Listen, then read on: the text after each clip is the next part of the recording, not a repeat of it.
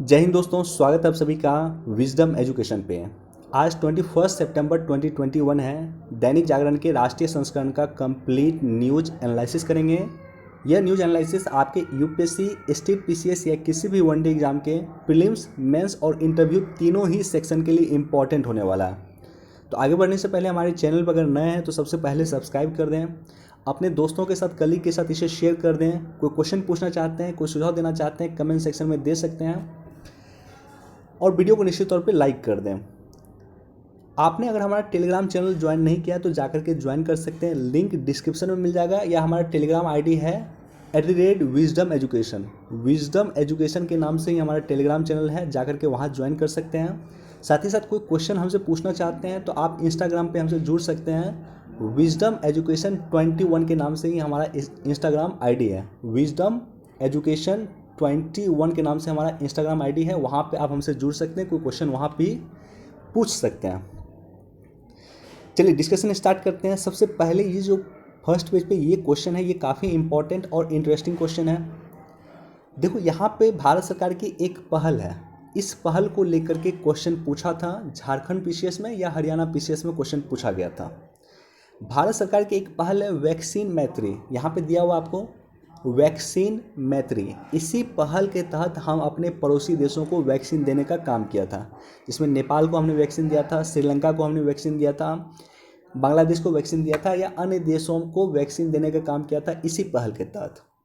दूसरा एक global alliance है जिसका नाम है गावी। Gavi GAVI। गावी के तहत भारत सरकार ने इनफैक्ट पाकिस्तान को भी वैक्सीन दिया था। गावी जो है एक पहल है, अंतर्राष्ट्रीय पहल है।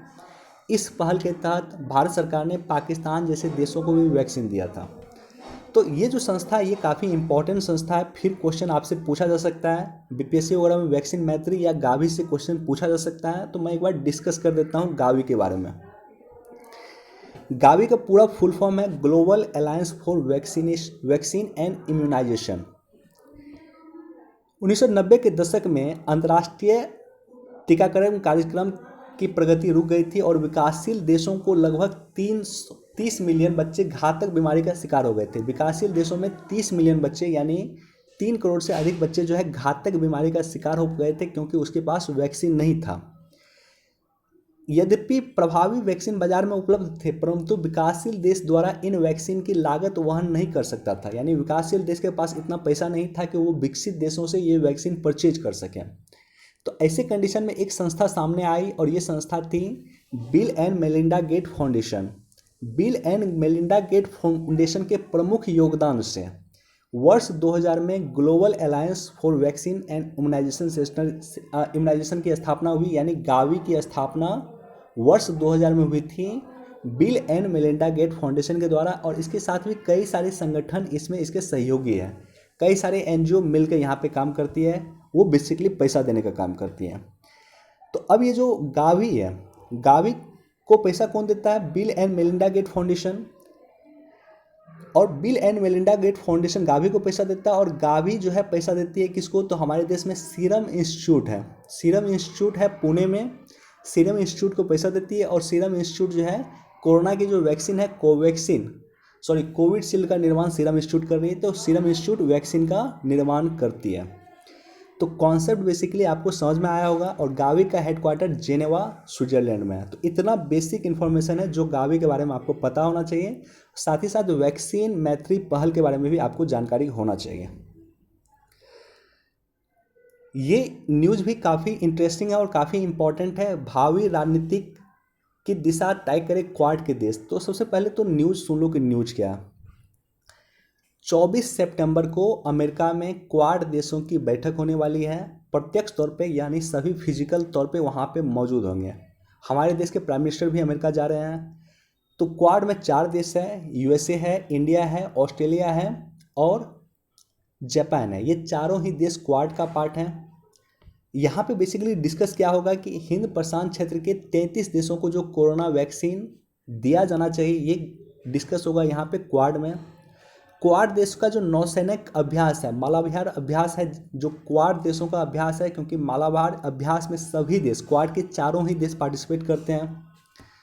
समान सोच वाले दूसरे देशों को क्वाड में शामिल किया जाए। मैंने कई बार आपको बताया था, जैसे वियतनाम शामिल होना चाहता है क्वाड में, ताइवान शामिल होना चाहता है क्वाड में, इसी तरह से साउथ कोरिया आपको क्वाड में शामिल होना चाहता है। तो वैसे देश जिसका सोच समान है, जो चीन से पीड़ित है, वैसे देश को क्या क्वाड में शामिल किया जाए, ये भी डिस्कशन होगा वहाँ पे। और क्वाड के सहयोग से दूसरे देशों में ढांचागत विकास की रणनीति होना चाहिए।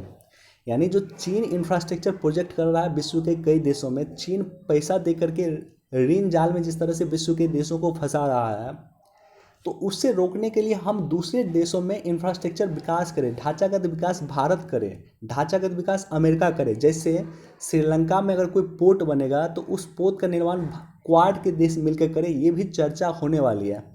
चीन के आतंक से दुनिया को हम बचाएं, चीन के डेप्थ ट्रैप पॉलिसी से दुनिया को बचाएं, तो ये सारी की सारी चीज़ें डिस्कशन वहाँ पे होगी।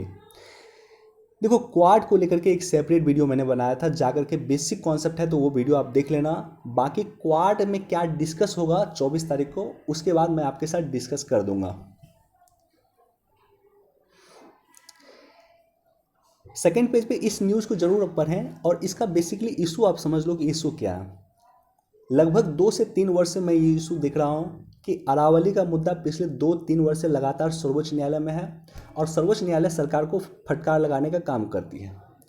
वर्ष 2019 में ऐसा कहा गया था एक रिपोर्ट में कि अरावली की लगभग 30 चोटी गायब है। अब सोचो, एक पर्वत श्रृंखला की 30 चोटी लगातार गायब हो गई और सरकार को पता ही नहीं।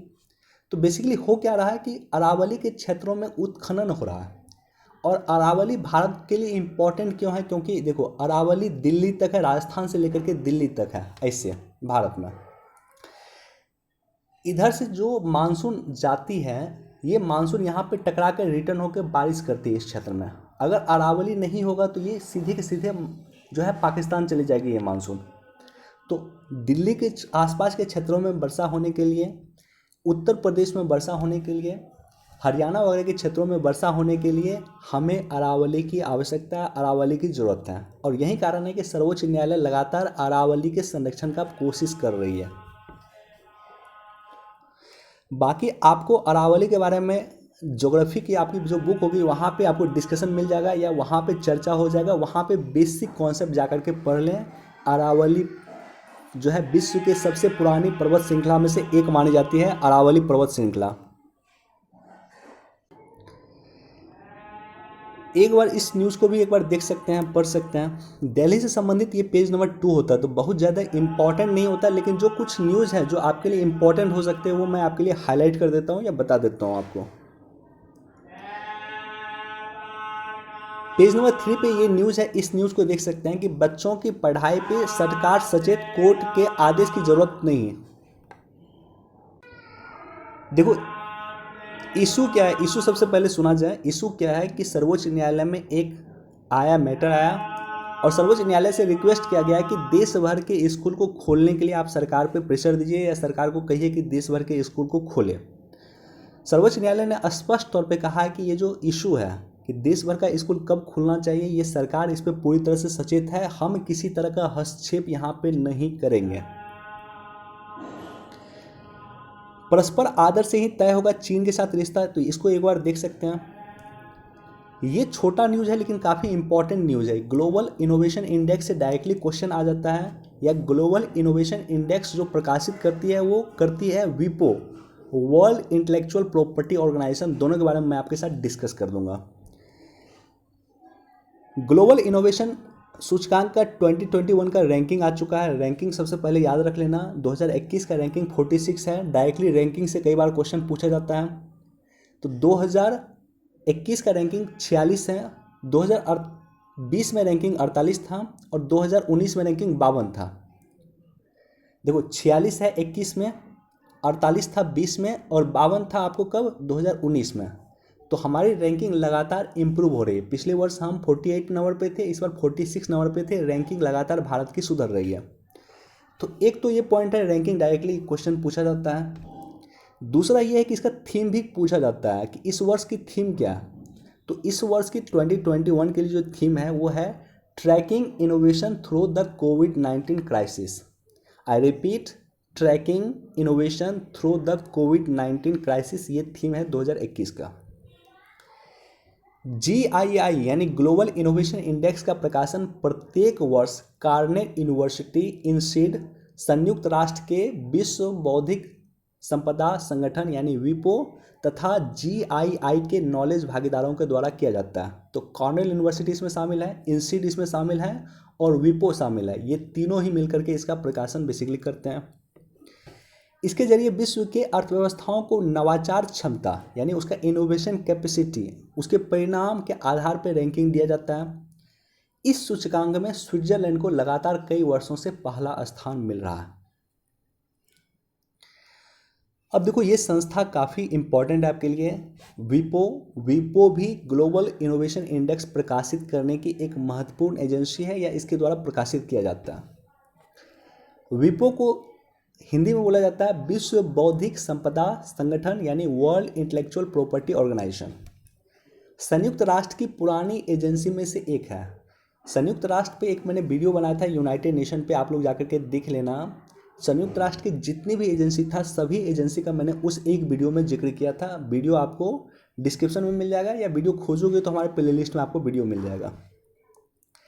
इसका गठन 1967 में रचनात्मक गतिविधियों को प्रोत्साहन के लिए, इनोवेशन को प्रोत्साहन करने के लिए इसका गठन 1967 में यूनाइटेड नेशन के द्वारा किया गया था। इसके तहत वर्तमान में 26 अंतर्राष्ट्रीय संधियां हैं। कई सारे अंतर्राष्ट्रीय संधियां हैं, जैसे कॉपीराइट का उल्लंघन नहीं होना चाहिए, ये संधि इसी में है। जैसे म्यूजिक में अगर यूट्यूब पे अगर आप कोई वीडियो डालते हैं जिसमें म्यूजिक होता है किसी कंपोजर का, तो वो उल्लंघन नहीं होना चाहिए, अदरवाइज आपका वीडियो डिलीट कर दिया जाता है। तो वो भी इसी 26 संधि के तहत आता है, विपो के तहत आता है। विपो का हेडक्वार्टर जेनेवा स्विट्जरलैंड में है। प्रत्येक वर्ष 26 अप्रैल को विश्व बौद्धिक संपदा दिवस मनाया जाता है। 26 अप्रैल को विश्व बौद्धिक संपदा दिवस मनाया जाता है। ये क्वेश्चन भी कई बार पूछा गया है। अभी 191 देश इसके सदस्य हैं। संयुक्त राष्ट्र के 188 सदस्य देशों के अलावा कुकी द्वीप समूह, होशी न्यूए इसमें शामिल है। 191 देश टोटल इसमें हैं।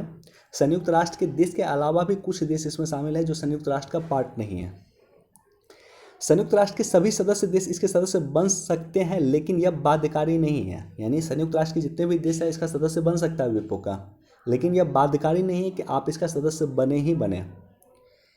फिलीपींस को इसमें अस्थायी पर्यवेक्षक का दर्जा मिला हुआ है। लगभग 250 एनजीओ और अंतर सरकारी संगठन इसके बैठकों में पर्यवेक्षक के तौर पर पार्टिसिपेट करते हैं। भारत 1975 से विपो का एक सदस्य है। तो ये बेसिक इन्फॉर्मेशन है जो आपको पता होना चाहिए।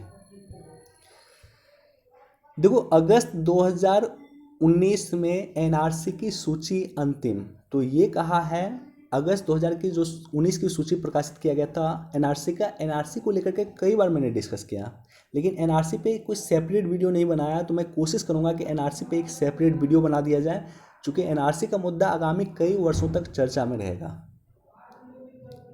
बाकी इसको जरूर आप लोग पढ़ लेना। वन डे एग्जाम के लिए इसको भी आप लोग देख लेना कि राजीव अग्रवाल बने फेसबुक के सार्वजनिक नीति प्रमुख। डायरेक्टली क्वेश्चन पूछा जा सकता है कि हाल में ही फेसबुक के सार्वजनिक नीति प्रमुख किसे बनाया गया है, तो ये राजीव अग्रवाल जी को बनाया गया है। वन डे एग्जाम वगैरह में क्वेश्चन पूछा जा सकता है।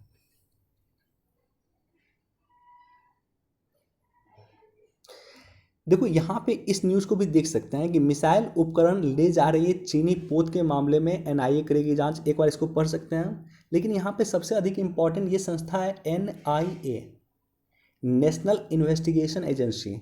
मुंबई ब्लास्ट 2008 के बाद इस संस्था की स्थापना किया गया था, जो बेसिकली समर्पित है आतंकवाद को लेकर के। आतंकवाद के किसी भी घटना होगी तो ये एजेंसी जांच करने का काम करेगी। NIA, national investigation agency.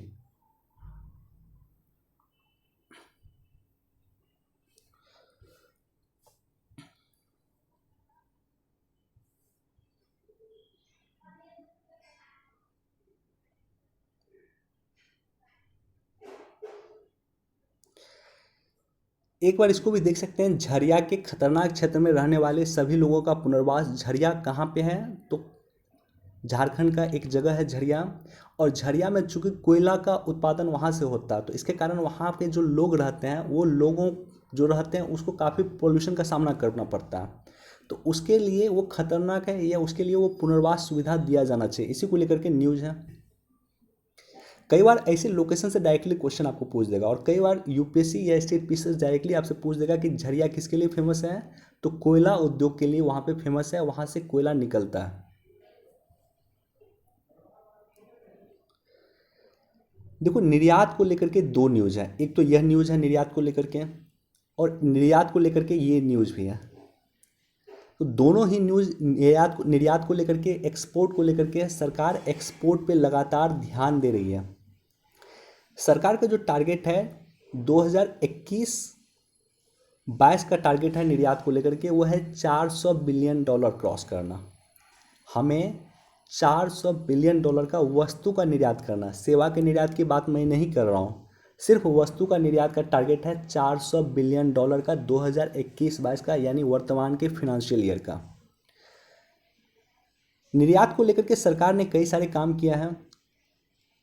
सरकार ने एक सूचकांक जारी किया था निर्यात को लेकर के कि कौन से राज्य अधिक निर्यात कर रहे हैं विदेशों में, तो सबसे पहला नंबर था गुजरात, बिहार में 30वां स्थान मिला था, बिहार को टोटल 30वां स्थान मिला था, और पहला स्थान पे था गुजरात, गुजरात सबसे अधिक निर्यात कर रहा है। विश्व में भारत की हिस्सेदारी निर्यात को लेकर के 1.7% है, मतलब 1.7% विश्व निर्यात में भारत की हिस्सेदारी है, और भारत सरकार इसे बढ़ा करके 5% करना चाह रही है। हर जिले में बनेगा एक्सपोर्ट हब, एक जिला एक उत्पाद योजना की शुरुआत सरकार ने कर दी है, यानी पर्टिकुलर कोई एक जिला होगा जहां एक उत्पाद जो वहाँ का फेमस होगा उसका निर्यात सरकार करेगी, और निर्यात के लिए 24 घंटे हेल्पलाइन शुरू किया गया है, ये यहाँ पे न्यूज़ है। निर्यात के लिए PIL योजना के तहत उसे लाभ दिया जा रहा है, और साथ ही साथ एक योजना सरकार ने शुरू की थी, ये योजना रोड टैप योजना का नाम था, ये कुछ दिन पहले सरकार ने शुरू किया था, इसका नाम है the remission of duties and taxes on export product. तो ये योजना सरकार ने कुछ दिन पहले शुरू किया था। बाकी निर्यात को लेकर के मैं कॉम्प्रिहेंसिव डिस्कस किसी वीडियो में कर दूंगा, और यहाँ पे भी अगर आप देखोगे तो चमड़ा उत्पाद को लेकर के PLI स्कीम की शुरुआत किया जाए, या चमड़ा उत्पाद के लिए भी PIL दिया जाए, ये बोल रहे हैं चमड़ा उत्पाद से संबंधित संगठन। PLI क्या होता है? Production link incentive. आत्मनिर्भर भारत के तहत इस योजना की शुरुआत किया गया है। प्रोडक्शन लिंक इंसेंटिव होता है जितना आप प्रोडक्शन कीजिएगा उतना हम आपको इंसेंटिव देंगे, राइट। तो ये बेसिकली किया जा रहा है एक्सपोर्ट को बढ़ाने के लिए या मैन्युफैक्चरिंग सेक्टर को बढ़ाने के लिए। देखो ये दोनों न्यूज़ पे आपकी नज़र होनी चाहिए, ये न्यूज़ पे भी और ये न्यूज़ पे भी। इस न्यूज़ पे आपकी नज़र इसलिए होनी चाहिए कि भारत और नेपाल का संबंध लगातार खराब हुआ था और वर्तमान में अब संबंध सुधर रहा है। अभी जो है 15वां भारत नेपाल के बीच में संयुक्त अभ्यास होता है जिसे नाम दिया गया है सूर्य किरण। डायरेक्टली क्वेश्चन कई बार पूछा जाता है कि सूर्य किरण क्या है, या भारत और नेपाल के बीच में जो एक्सरसाइज होता है वो उसका नाम क्या है, तो उसका नाम है सूर्य किरण। इसका 15वां संस्करण चल रहा है, यानी 15वां चल रहा है ये, और ये चल रहा है आपको पिथौरागढ़ उत्तराखंड में। दूसरा ये डाटा है सड़क दुर्घटना को लेकर के, तो ये डाटा आप देख सकते हैं NCRB का डाटा है, नेशनल क्राइम रिकॉर्ड ब्यूरो का डाटा है। नेशनल क्राइम रिकॉर्ड ब्यूरो का मैंने सोचा टेलीग्राम पे आपको दे दूं डाटा, लेकिन दिक्कत ये है कि उसका 3 वॉल्यूम है और हर एक वॉल्यूम लगभग 300 पेज का है, तो वो आप लोग पढ़ नहीं पाओगे। तो मैं कोशिश करूँगा कि इसका कहीं समराइज पार्ट अगर मुझे कहीं मिल जाए तो वो मैं समराइज आपके लिए दे दूँ 1 पेज या 1.5 पेज का, ताकि आपको उसका अच्छा से पढ़ सको। 300 पेज का एक वॉल्यूम पढ़ना आपकी बस की बात नहीं है, ये कोई पढ़ नहीं पाएगा नॉर्मली। लगभग तीनों ही वॉल्यूम अगर मैं देखूँ तो उसका लगभग 1000 पेज से अधिक है, तो वो पढ़ना आपके लिए पॉसिबल नहीं है। इसका समराइज अगर मुझे मिलेगा तो मैं टेलीग्राम चैनल पे पोस्ट कर दूंगा। तो NCRB का डाटा है कि 2020 में 1.20 लाख लोगों की जान गई है सड़क दुर्घटना में, 1,20,000 लोगों की जान सड़क दुर्घटना में गई है, और प्रत्येक दिन 328 लोगों की जान सड़क दुर्घटना में जाती है। कभी आपको लिखना हो मेंस वगैरह में तो ये रिपोर्ट काम देगा, आप लिख सकते हैं डायरेक्टली NCRB को कोट करते हुए कि प्रत्येक दिन 328 लोगों की जान जाती है NCRB के अनुसार, नेशनल क्राइम रिकॉर्ड ब्यूरो के अनुसार। देखो ये एडिटोरियल काफ़ी इंटरेस्टिंग है और ये जो राइटर है ये भी काफ़ी इंटरेस्टिंग है। इसका मैं कई वर्षों से मैं इसको फॉलो कर रहा हूँ, लगभग 2-3 वर्ष से तो मैं लगातार इसको फॉलो कर रहा हूँ। भरत झुनझुनवाला काफ़ी अच्छा एडिटोरियल लिखते हैं और ख़ास करके इनका एडिटोरियल मैं देखता हूँ इकोनॉमिक्स में इनका अच्छा एडिटोरियल आता है। तो ये न्यूज़ भी आपको इलेक्ट्रॉनिक्स वाहन से संबंधित है। जीएस पेपर 3 में सबसे अधिक आपको ये काम देगा। तो ये न्यूज़ क्या है कि इलेक्ट्रॉनिक्स वाहन को किस तरह से बढ़ावा मिले उसी के संबंधित यहाँ पे कुछ डिस्कशन किया है। तो इसको पूरा आप लोग पढ़ना, हालांकि मैं डिस्कस कर रहा हूँ लेकिन इसको पूरा पढ़ना आप लोग। देखो सरकार ने एक योजना शुरुआत किया था 2015 में। 1 अप्रैल 2015 को फेम योजना सरकार ने शुरू किया था, FAME। इसका पूरा फुल फॉर्म है faster adoption of manufacturing of electronics vehicle in India. Electronics vehicle को प्रमोट करने के लिए फेम योजना की शुरुआत किया था 2015 में 1 अप्रैल को। फेम 2 योजना, इसी का जो दूसरा संस्करण है उसकी शुरुआत किया गया था 1 अप्रैल 2019 को। 1 अप्रैल 2019 को फेम 2 योजना की शुरुआत किया गया था। 10,000 करोड़ से बेसिकली इस योजना की शुरुआत किया गया था और 19 से 22 के लिए ये योजना थी। इसका जो टारगेट है फेम 2 का, ये बेसिकली है कि 2030 तक 2030 तक जो व्यक्तिगत वाहन है 40% व्यक्तिगत वाहन और 100% सार्वजनिक वाहन को हमें इलेक्ट्रॉनिक्स करना है। मैं फिर से रिपीट कर रहा हूँ, व्यक्तिगत वाहन मतलब आप जो खुद यूज करते हैं, 40% व्यक्तिगत वाहन 2030 तक और 100% सार्वजनिक वाहन जो बस होता है सरकारी बस वगैरह उसका इलेक्ट्रॉनिक्स यूज करना है या इलेक्ट्रॉनिक्स व्हीकल का यूज करना है 2030 से। तो निश्चित तौर पे आने वाला समय जो है पूरे तौर पे इलेक्ट्रॉनिक्स व्हीकल का होने वाला है। अब देखो इस एडिटोरियल में क्या, इस एडिटोरियल में इन्होंने कुछ चर्चाएं की है नॉर्वे के बारे में। नॉर्वे ने कहा है कि वो अपने यहाँ 2025 से सिर्फ इलेक्ट्रॉनिक्स गाड़ी चलाएगी। इसी तरह से डेनमार्क और नीदरलैंड ने कहा है कि 2030 से वो अपने यहाँ सिर्फ इलेक्ट्रॉनिक्स गाड़ी चलाएगी और इंग्लैंड ने कहा है कि 2035 से वो अपने यहाँ सिर्फ इलेक्ट्रॉनिक्स गाड़ी चलाएगी, यानी डीजल की गाड़ी पेट्रोल की गाड़ी इन देशों में बंद हो जाएगी। अब देखो डीजल और पेट्रोल अगर यहाँ पे बंद होगा तो उससे सबसे अधिक फायदा क्या है, क्योंकि इन देशों के पास भी पेट्रोलियम का उत्पादन नहीं होता। सऊदी अरब जैसे देशों से इन्हें पेट्रोलियम का आयात करना पड़ता है। तो फॉरेक्स रिजर्व यानी विदेशी मुद्रा का अच्छा खासा अमाउंट खर्च होता है इन देशों को पेट्रोलियम पदार्थ के आयात करने के लिए। तो ये चीज़ें इन्हें बचेगी, यानी फॉरेक्स रिजर्व सेव होगा। इंडिया के साथ भी यही है, इंडिया का भी फॉरेक्स रिजर्व बचेगा। यह काफ़ी शहरी प्रदूषण को काफ़ी हद तक नियंत्रित कर देगी, यानी शहर में जो पॉल्यूशन होता है उसको काफ़ी हद तक नियंत्रित कर देगी। इलेक्ट्रॉनिक्स गाड़ी की सबसे बड़ी जो महत्वपूर्ण भाग है वो है बैटरी। सबसे ज़्यादा कॉस्टली आता है बैटरी, और बैटरी जो है लगातार सस्ता हो रहा है। बैटरी में लगातार रिसर्च हो रहे हैं और बैटरी सस्ता हो रहा है। वर्ल्ड इकोनॉमिक फोरम को कोट करते हुए इन्होंने कहा है कि 2019 में जहां पेट्रोलियम गाड़ी की कीमत $24,000 थी, 2021 में ये $25,000 हो जाएगी या हो गई है। मैं फिर से रिपीट कर रहा हूँ, वर्ल्ड इकोनॉमिक फोरम को कोट करते हुए इन्होंने कहा है कि 2019 में $24,000 प्रति गाड़ी की कीमत थी। यानी जो पेट्रोलियम गाड़ी हम खरीदते हैं उसकी कीमत विश्व बाजार में 2019 में कितना थी, तो $24,000 थी। 2021 में ये $25,000 हो गई है और 2025 तक ये $26,000 हो जाएगी। तो एक तरफ से हमारा इलेक्ट्रॉनिक्स डीजल गाड़ी या पेट्रोल गाड़ी की कीमत विश्व में बढ़ रही है, दूसरी तरफ इलेक्ट्रॉनिक्स गाड़ी की कीमत घट रही है। और किस तरह से घट रही है, 2019 में इलेक्ट्रॉनिक्स गाड़ी की कीमत $50,000 था, 2021 में $39,000 हुआ और 2025 तक ये $18,000 हो जाएगा। यानी इलेक्ट्रॉनिक्स गाड़ी जो है काफ़ी सस्ता होने वाला विश्व में। आने वाला समय इलेक्ट्रॉनिक्स गाड़ी का है। आप भी यदि आने वाले 4-5 वर्षों में या 10 वर्षों में या 5-6 वर्षों में कोई गाड़ी परचेज करना चाहते हैं तो कोशिश कीजिए कि इलेक्ट्रॉनिक्स गाड़ी परचेज करने का, चूँकि आने वाला समय इलेक्ट्रॉनिक्स गाड़ी का ही है। अब देखो इसका कुछ ड्रॉबैक क्या है, इलेक्ट्रॉनिक्स गाड़ी का क्या क्या ड्रॉबैक है या क्या चुनौती है भारत के लिए। तो सबसे पहला चुनौती है भारत का कि बेसिक प्लेटफॉर्म और अवसंरचना की कमी, इंफ्रास्ट्रक्चर की कमी। इलेक्ट्रॉनिक्स गाड़ी चलाने के लिए जो इंफ्रास्ट्रक्चर होना चाहिए वो हमारे पास नहीं है, वैसा रोड हमारे पास नहीं है। चार्जिंग स्टेशन की कमी, कहाँ पे इलेक्ट्रॉनिक्स गाड़ी चार्ज होगा, तो वो चार्जिंग स्टेशन की कमी है। तीसरा है कि चुनौती है कि ज़्यादा चलने वाली बैटरी, ऐसा बैटरी होना चाहिए जो ज़्यादा चले। जैसे स्कूटी की मैं बात करूं तो स्कूटी इस तरह का आ रहा है कि अगर एक बार आप चार्ज करेंगे तो 80 किलोमीटर तक चलेगा। तो हमें इस तरह से बैटरी बनाना होगा कि एक बार हम स्कूटी को चार्ज करें तो लगभग 200 किलोमीटर तक चल जाए।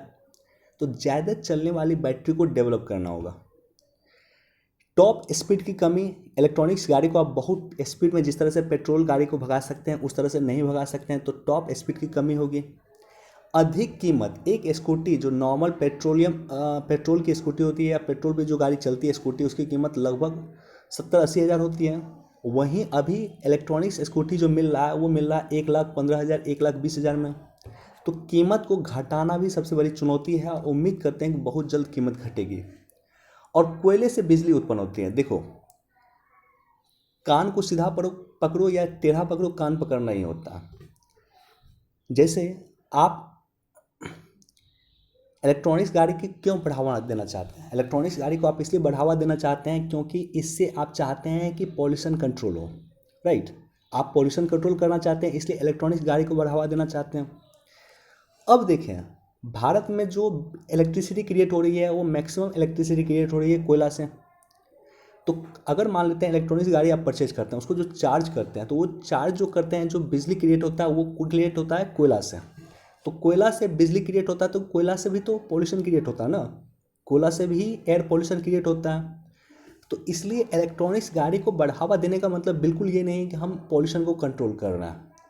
पॉल्यूशन को कंट्रोल करने के लिए हमें क्या चाहिए, हमें ये चाहिए कि हम चार्जिंग स्टेशन ऐसा बनाए जो सोलर ऊर्जा से चलती है, सोलर ऊर्जा से चलती है। ऐसा चार्जिंग स्टेशन जब क्रिएट होना शुरू हो जाएगा तब हम पॉल्यूशन को बहुत हद तक कंट्रोल करेंगे। बाकी इसको पढ़ लेना, इसमें बहुत सारा चीज़ अन्य बातें भी हैं जो मैं आपके साथ डिस्कस नहीं किया हूँ, लेकिन ये काफ़ी इंटरेस्टिंग है और काफ़ी इंपॉर्टेंट एडिटोरियल है। आर्थिक असमानता की बढ़ती खाई, देखो कुछ डाटा दिया हुआ है, इस डाटा को बस आप लोग नोट कर सकते हैं। डाटा दिया हुआ अखिल भारतीय ऋण और निवेश सर्वेक्षण 2019 का एक रिपोर्ट दिया हुआ। इस रिपोर्ट में कहा गया था कि ग्रामीण क्षेत्र में जो लोग हैं उसके पास टोटल संपत्ति 274 लाख करोड़ का, उसमें से 274 में 140 लाख करोड़ की जो प्रॉपर्टी है सिर्फ 10% लोगों की है। ग्रामीण क्षेत्र में रहने वाले सिर्फ 10% लोगों के पास 140 लाख करोड़ की प्रॉपर्टी है, यानी टोटल ग्रामीण क्षेत्र में जितने लोग रहते हैं उसके आधी से अधिक संपत्ति सिर्फ 10% लोगों के पास है। इसी तरह से कहा गया कि शहर में जो लोग रहते हैं उसमें शहर के 10% अमीर के पास 55.7% ज़मीन है। एक और रिपोर्ट में कहा गया है कि 2003 में 61,000 लोग करोड़पति बने थे, 2020 में 1 लाख लोग करोड़पति हैं भारत में, और 2030 तक लगभग 30 लाख लोग करोड़पति भारत में हो जाएंगे, ये कहा गया है इस रिपोर्ट में।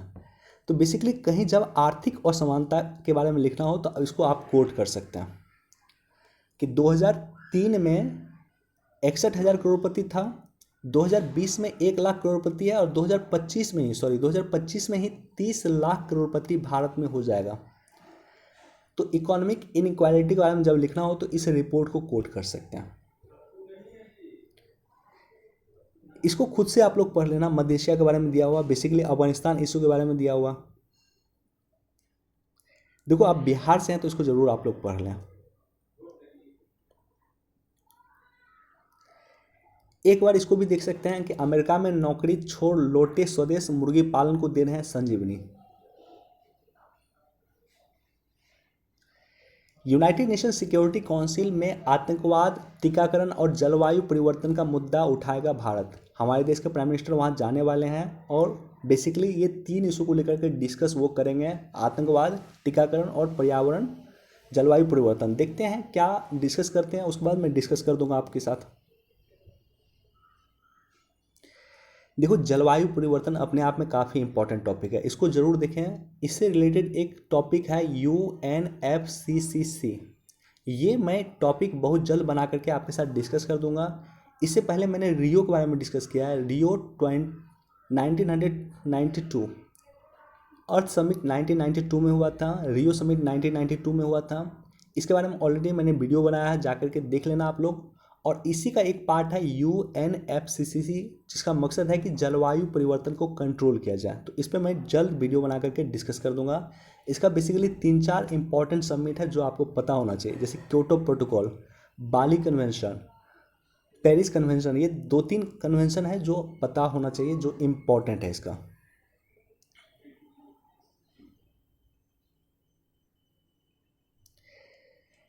इसको भी एक बार पढ़ लेना। कैंसर के इलाज को मिलेगी नई दिशा, और एक बार इसको भी आप लोग देख सकते हैं। चलिए, वीडियो देखने के लिए धन्यवाद। Thank you so much. Please do like, share and subscribe. Thank you.